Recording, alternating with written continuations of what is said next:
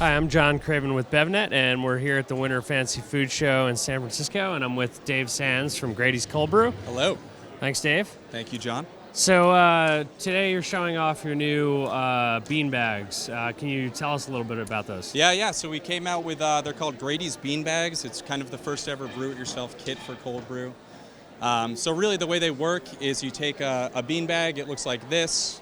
So think of this as being about 3 cups worth of coffee. So if you just want to make a small batch, you drop this in about 20 ounces of water. If you want to make a big batch, you put all 4 in a big pitcher. Soak it overnight, pull them out in the morning, you can chuck them or compost them, and then you've got either a couple days worth or a week's worth of our coffee. So for your company, though, this is sort of a shift from perishable, refrigerated product over to something that's pretty durable. Yeah. What has that allowed Grady's to do? It's been great, man. So, we've lived the life of having a 5-week shelf life in a perishable good that's, in a heavy glass bottle that's got to be kept refrigerated. This is the first time that we've been able to make something at scale. So, for the first time ever, someone can send us a PO and take 5,000 units and we can ship them off. And we don't have to worry about the shelf life anymore. So it's opened up new retailers for us, people that reached out to us initially because they loved the branding, but when they found out it was perishable, they didn't want to carry it. So they're national at like Urban Outfitters and Anthropology and Bed Bath & Beyond and places that we never really thought we'd be able to play in. So it's been great. And what type of consumer is, buying it in somewhere like a Bed Bath & Beyond? Is that different than like the person who's buying the concentrate in the glass bottle? Well, I mean, there's a place for both of them. The glass bottles are super convenient. So if you're out shopping and you just want to not think about it, then pick up a glass bottle. The brew-it-yourself kits, they're kind of for both people. It's for people who either want to have it in their cupboard and they know that if they ever want to make some Grady's, they can always do it. We'll get office managers who want to make big batches for the staff, and also just curious consumers who might have seen cold brew, but they don't own a toddy. They might not want to make a messy French press. So it's just, it's people that are coffee fanatics and want to get in the game, I guess. So let's talk a little bit about just the cold brew category in general here. I mean, I guess Grady started, 2 years ago? Is that right? 4 years. 4 years? We started just into 2011. 2011, wow.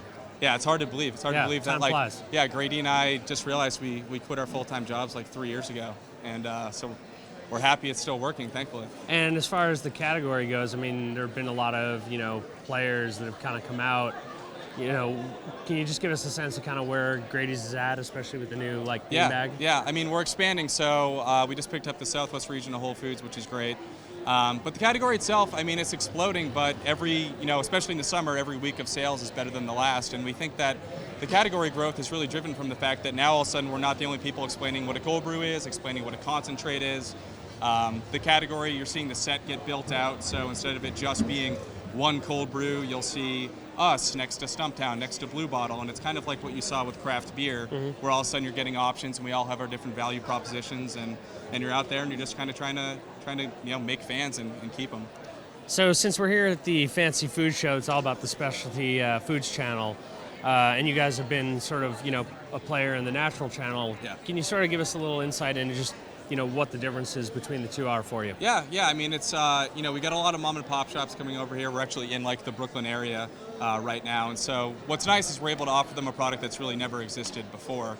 No one's ever come up with a really kind of simple and elegant way to do cold brew. And when you combine that with the fact that a lot of people like our branding and kind of the story behind us, we've really been able to meet up and match a lot of people that we think we're going to do some good business with out here. Specialty is important for us because it's a category that, while we know about it, because people like us talk about it all day, every day, a lot of people might not know what cold brew is or what the whole trend is about. So those people are good because the stores are smaller, they engage with the customers more, they can really tell them the story behind the Grady's coffee or the cold brew that they carry.